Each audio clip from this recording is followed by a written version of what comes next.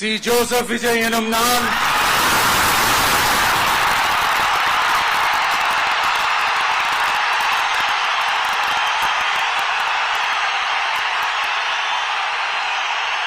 சட்டப்படி அமைக்கப்பெற்ற இந்திய அரசியல் அமைப்பின்பால் உண்மையான நம்பிக்கையும் மாறா பற்றும் கொண்டிருப்பேன் என்றும்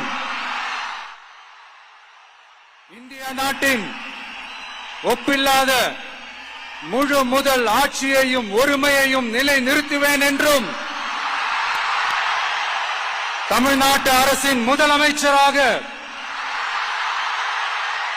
உண்மையாகவும் உளச்சான்றின்படியும் என் கடமைகளை நிறைவேற்றுவேன் என்றும் அரசியல் அமைப்பிற்கும் சட்டத்திற்கும் இணங்க அச்சமும் ஒருதலை சார்பும் இன்றி விருப்பு வெறுப்பை விலக்கி பலதரப்பட்ட மக்கள் அனைவருக்கும் நேர்மையானதை செய்வேன் என்றும் ஆண்டவன் மீது ஆணையிட்டு உறுதிமொழிகிறேன்.